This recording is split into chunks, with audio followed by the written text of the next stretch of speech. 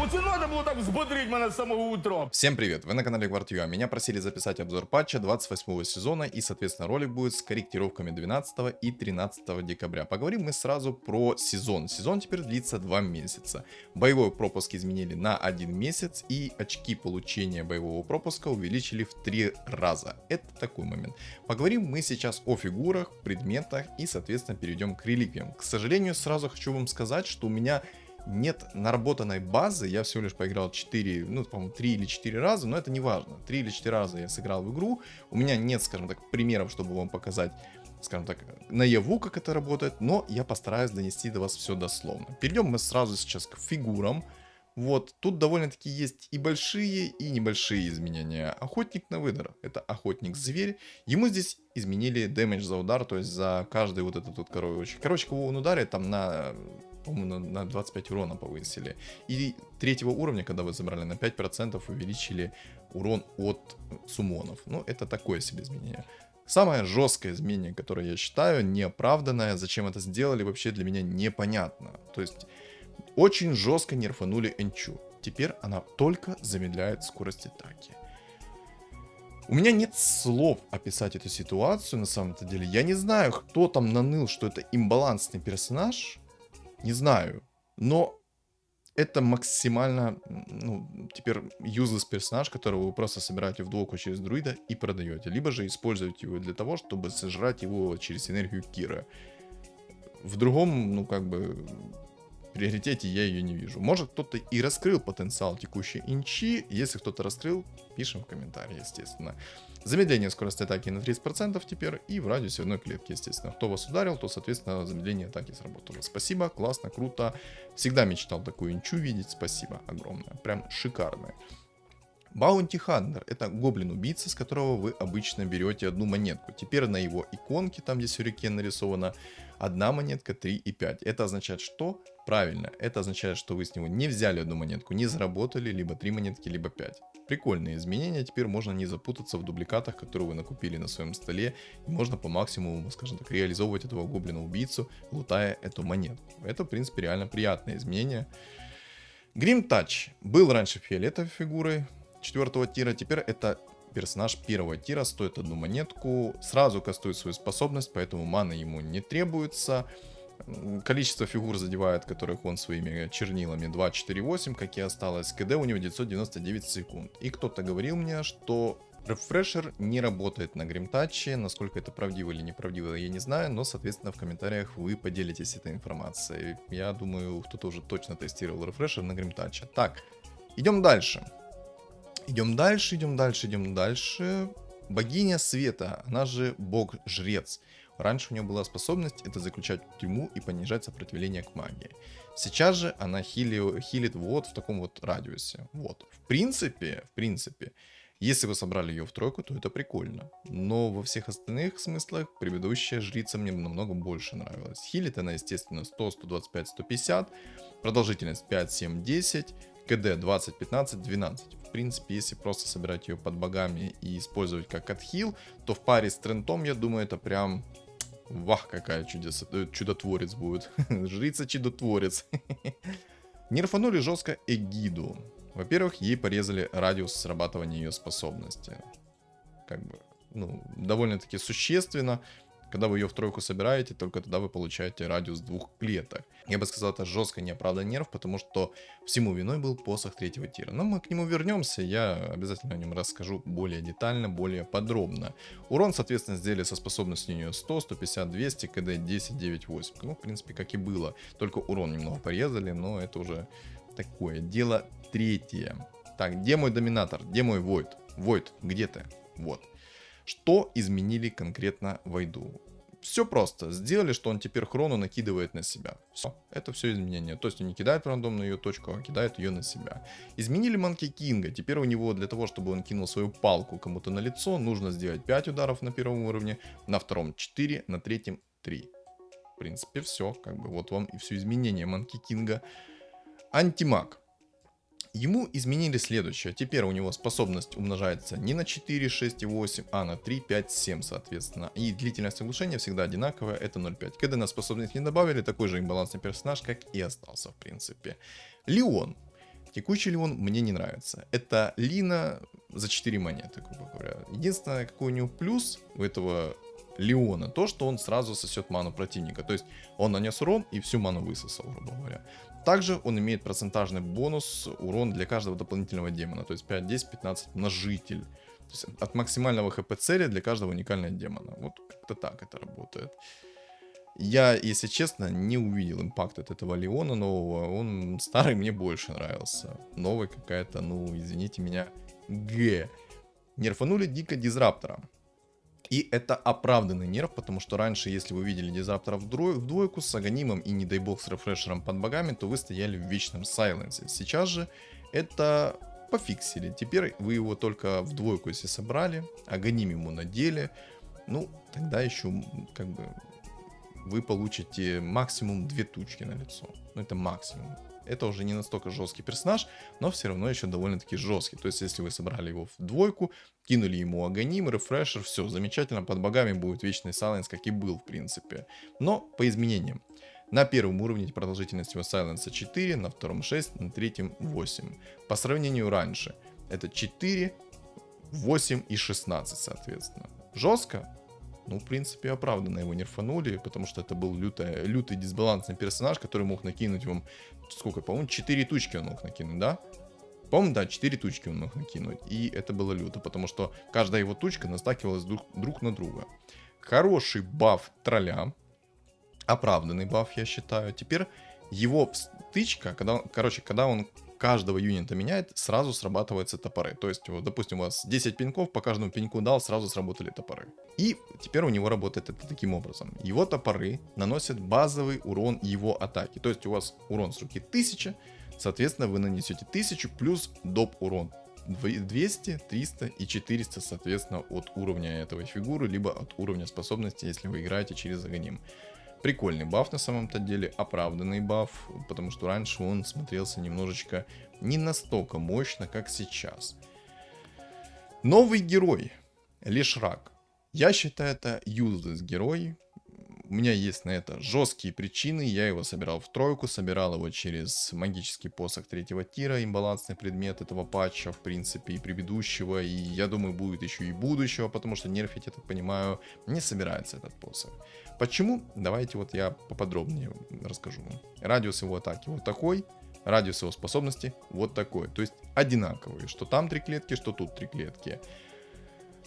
Насобирал 100 маны, заюзал свою способность, интервал кастинга 1 секунда. То есть раз в секунду сжигается 20 маны, наносится 150 магического урона по вот такой вот области. И, соответственно, сколько нанесло, столько и восстановило маны. Короче, вот вы подумаете, что ну, так у него же будет вечная мана, он будет постоянно его сжигать.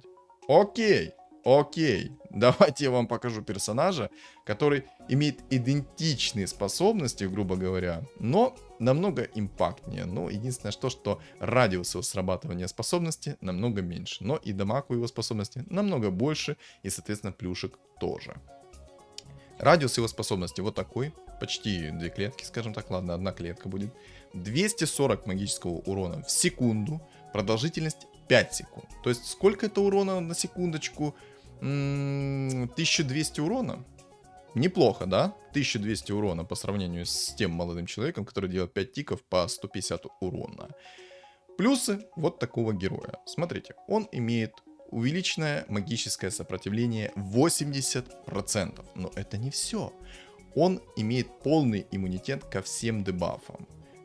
Имеется в виду Doom, имеется в виду Хиксы и тому подобное, и так далее, и так далее, и так далее. Единственный иммунитет, который он и не имеет, это против Башера 4-го тира.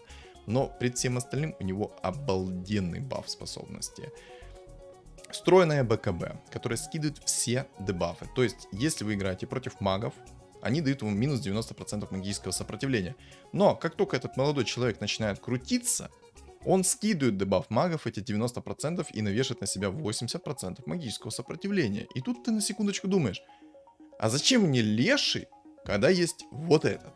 Чисто из-за радиуса способностей и то, что это легендарная фигура, ну как бы неадекватно, да, неоправданно.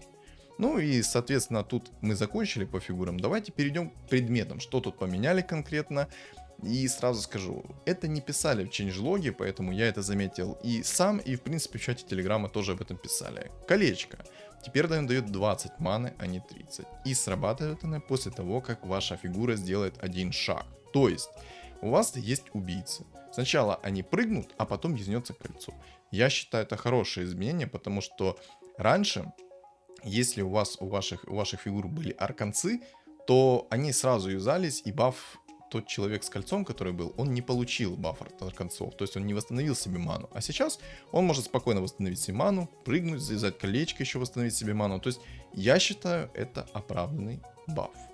Убрали острые наручи, убрали отпечаток божественности, отпечаток божественного касания, что-то хотел сказать, но это такое. Убрали два этих предмета. Кристалл маны. Раньше был предмет первого тира, давал 40 маны. Сейчас это предмет второго тира, дает 50 маны. Эффект не накапливается. Во. Посох немножко нерфанули, но честно, ни грамма не нерфанули. Да, ты сдох, ты половину стаков потерял. Раньше ты терял треть, сейчас половину. Такой же имбалансный посох и остался. 20 стаков, соответственно 200 магического урона усиливают. Вот такой предмет, замечательно берите, маги разваливают вот так. Получили предмет. Аплодисменты как бы в студию. Обалденный шар бездны с уникальным описанием. Этого описания вы, не знаю, когда его понерфят, но такое описание вы видите чуть ли не каждый день, и многие гадают, что же там такого поменяли в предыдущем патче. А я скажу, теперь у вас постоянно, точнее не так, немножечко не так, то я хотел только что сказать постоянный баф, и все бы меня потом захейтили за это. Нет. У вас есть постоянный баф, это 50 магического сопротивления на одну фигуру, на том, на ком надет этот артефакт. И теперь, как только начинается раунд, он сразу активируется. То есть не надо ждать, когда у вас нанесется урон магический, когда вражеский противник будет юзать способность и тому подобное. То есть сразу со старта юзается этот баф на 50% в радиусе. Радиус, по-моему, там 3 клетки и действие, по-моему, 10 или 15 секунд. Тут, к сожалению, я уже не помню, описания нету. Вот нема его, все. За 2 чейнджлога они не смогли сделать Ctrl-V, Ctrl-C, Ctrl-V, чтобы появилось нормальное описание. Спасибо, разработчики, люди прям, ну, прекрасные. Спасибо им огромное за это. Ну, это просто... Ладно, я сейчас сгорю с этой темы, но это реальный бред, то, что мне сделали. Перейдем теперь к реликвиям. Самое огромное изменение, соответственно. Что это за реликвии, с чем их едят, мы сейчас разберем подробно, но как они появляются. Теперь вместо того, чтобы получить предмет второго тира на 10 раунде, вы получаете предмет реликвия. Также самое это касается 20, 30, 40, 50 раунда. То есть предметов стало в игре намного меньше, поэтому выбирайте предметы с умом. Перекрафчивать, естественно, тоже особо нечего. И игра стала из-за этого намного дольше. То есть, если раньше игра не заканчивалась чуть ли не за 30 раундов, то сейчас 35-40, скажем так, адекватная длительность игры. 35-40 раундов. По крайней мере, сколько я сыграл, столько я видел 35 плюс раундов стабильно. И перейдем теперь к самим предметам. Мастерская Бума позволяет перекрафтить предмет с увеличенным бонусом. Первый раз увеличивает на плюс 2. То есть, допустим, у вас есть предметы, допустим, на плюс 7. То есть вы предмет 4 тира хотите получить. Но благодаря мастерской Бума вы получите предмет 5 тира. То есть у вас есть на 7 единиц перекрафта, а будет 9 единиц. Следующий перекрафт у вас будет плюс 1. То есть не 7, а плюс 8. То есть, ну, все равно предмет 4 тира. Но если у вас есть 8 очков на перекрафт, то, соответственно, станет 9. Ну, это, по крайней мере, то, что я заметил. Сокровище Джека — это предмет 3 тира. Тут даже как бы объяснять нет смысла, что дает. Ферма свиней Циклопа. Теперь свиньи будут занимать вашу скамейку запасных, и в начале каждого раунда каждая свинья имеет шанс получить плюс 1 к продажной стоимости. 12 декабря, точнее не 12, 13 декабря вышел фикс, потому что раньше этот кабанчик не работал. Сейчас, неважно, проиграете вы или выиграете, есть шанс, что цена продажи этой свиньи увеличится на плюс 1. Соответственно, максимальная стоимость 10 монет. Гнездо Маморы. Засовывайте любую туда фигуру, неважно, проиграли, не проиграли, есть шанс, что ваша фигура станет 2-звездочной и 3-звездочной. Продать в любое время можете, соответственно, и так далее, и так далее, и так далее. То есть примера, к сожалению, у меня нету, но как-то так. Прикольный предмет, но я бы сказал так, это легендарочку засунуть и надеяться на то, что она станет сразу 2-звездочной. В принципе, норм. Сумка Пандамена. все фигуры, которые есть у вас на столе, уменьшаются их стоимость вдвое. То есть у вас была легендарка за 5 монет, станет либо за 3, либо за 2. Точно я не помню, какая там сумма. Если что, ребят, перевод здесь максимально кривой, английский я не включил. Ну, как бы, если что, то поправите меня в комментариях, чтобы более корректный был обзор.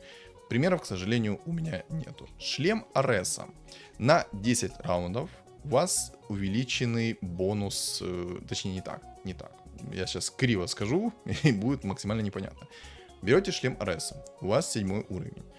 Берете этот шлем, активируете, и есть 1% шанса, что вам упадет легендарная фигура. То есть у вас, грубо говоря, не 7 уровень на 10 раундов, а 8. Соответственно, 8, 9, 9, 10. Как бы, думаю, тут понятно. То есть на 7 уровне вы, в принципе, если у вас есть такой шлем, есть шанс, что получите легендарную фигуру. Жезл Киры. 60% шанс, что обновление фигур будет стоить 1 монетку. А вот следующее мне непонятно. То есть использовать ставку вашего текущего уровня минус 2 в течение 10 раундов. Что это значит?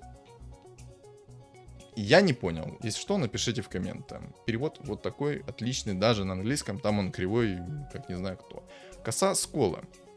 Каждый раз, когда вы выигрываете матч на поле противника, получаете 4 опыта. На своем, соответственно, столе 2. Действует 10 раундов. Вот, кстати, еще тот момент. Победа на поле противника дает бонус опыта, равный награда x2 на 10 раундов. Это я тоже, кстати, не понял. Это имеется в виду то, что ты получишь не 4, а 8 опыта. Ага, наверное, так это работает. Если что, то поправьте меня, потому что я как бы этот предмет не юзал и такое себе. Самый лютый предмет — это награда за гоблинов. Когда у вас есть 40 монет, то каждые последующие монетки, каждое превышение на 20 золота, вы получите доп. Золота 4 к вашему общему инкаму. Максимальный бонус там это 80 монет, потому что больше вам не надо. Но если у вас есть винстрик, то вам надо немного меньше держать, там 60 плюс, но никак не 80. 80 это максимальный бонус, но вы и так будете переходить порог. То есть вы получать будете за раунд 19 монет. Если у вас есть 80 монет, естественно, и у вас нет винстрика.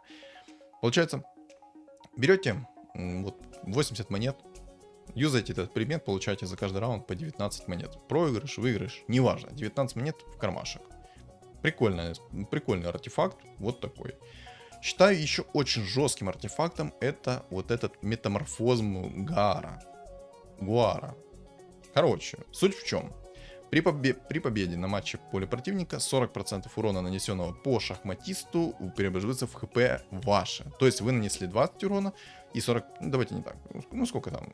10, давайте так. Вы нанесли 10 урона, соответственно, 4 хп вы вернули себе. Если на домашнем раунде, то 20% вернули, то есть 2 хп себе. Если вы восстановили максимальное допустимое число 100, то, соответственно, вы получите продвинутую эссенцию, которая действует в течение 10 раундов. То есть вы ее должны юзнуть будете в течение 10 раундов, насколько я понял. Восстановить она может от 1 до 8 хп. Ну, как бы прикольно. Волшебный эликсир моря. 3 клетки на запасных, вот это самое крайнее слева, они будут перевоплощаться в случайную фигуру той же стоимости продажи, что, соответственно, они и были. Приведу пример. У вас есть лон-друид, который стоит 7 монет, по-моему, или 8. Есть шанс, что он перевоплотится в 2-звездочную легендарочку. Это, в принципе, прикольно. Стоит иногда попробовать. Но момент. Работает это только, если вы выигрываете. Если вы не выигрываете, то голый Вася на матрасе, как говорится. Ничего вы не получите, и сгорит этот предмет полноценно. Поэтому этот предмет нужно юзать с умом и грамотно, максимально грамотно. То есть фигура трансформируется в зависимости от стоимости продажи. Если, соответственно, фигура стоит 7 монет, то есть некий шанс, что все-таки вы вытащите легендарную фигуру. Помните за это. Это прикольный предмет, но его нужно грамотно юзать. Манго. Таинственный фрукт Сюй. Когда результат раунда отличается от предыдущего, получает один таинственный фрукт. То есть, один раз вы выиграли, один раз проиграли, один раз выиграли, один раз проиграли, и вот. Так вы получаете фрукты. После сбора 8 фруктов больше не будет падать. Соответственно, это максимальный ее эффект. Но выпадет одна золотая таинственный фрукт, который действует в течение 10 раундов. Таинственный фрукт дает от 1 до 5 опыта, эквивалентное количество золота. То есть...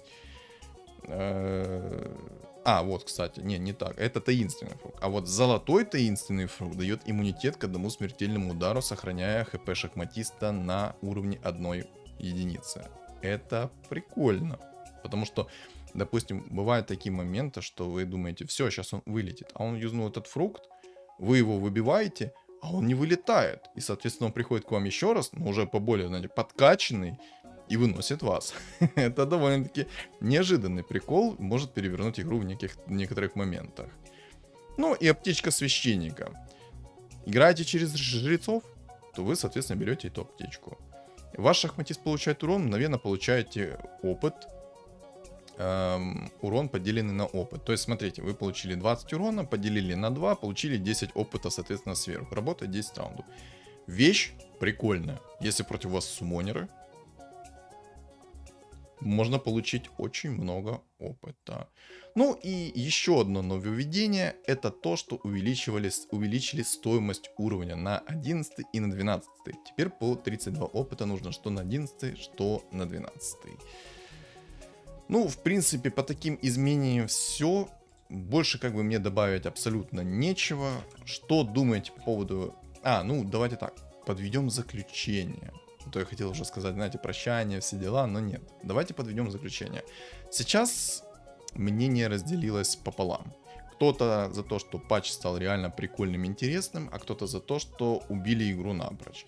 Я нахожусь на нейтральной стадии, потому что я еще не прощупал патч. Мне непонятны некоторые нерфы, мне непонятны некоторые мотивы, сдвиги и тому подобное.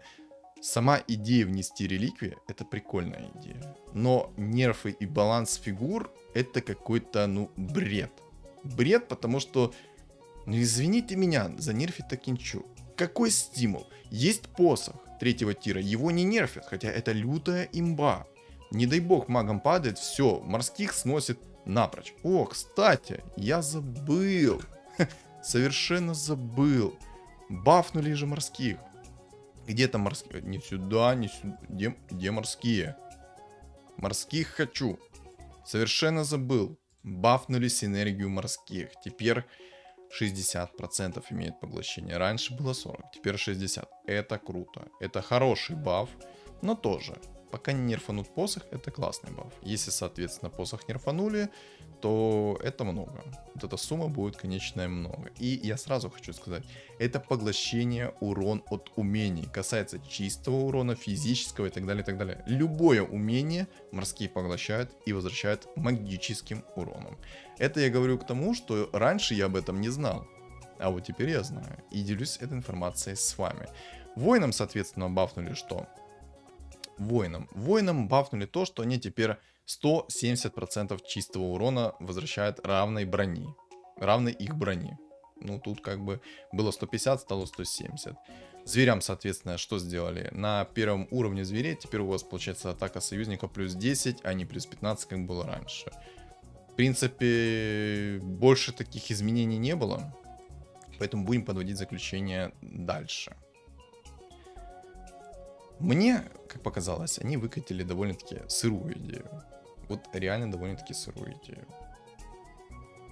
Больше мне, в принципе, добавить нечего. Но мета поменялась на то, что теперь все играют на том, что не сильно предметозависимое. Это нужно понимать и учитывать. И игры стали дольше. Ну, в принципе, как бы все. Надеюсь, что мой обзор на текущий патч помог вам разобраться в текущей ситуации в игре. И надеюсь, он был для вас полезен. Поэтому тыкните лайк в поддержку этого ролика, и чтобы его как можно больше людей просмотрело. А также, что думаете по поводу этого патча, напишите в комментариях ваши плюсы, минусы и так далее, и так далее, и так далее. Поделитесь своим мнением. Если я где-то ошибся, либо же что-то недорассказал, то, соответственно, тоже подчеркните это в комментариях. А так, всем огромное спасибо за просмотр, не забываем за лайк, не забываем подписаться на мои каналы на YouTube и Telegram. Telegram тоже будет закреплен в комментариях. Всем удачи!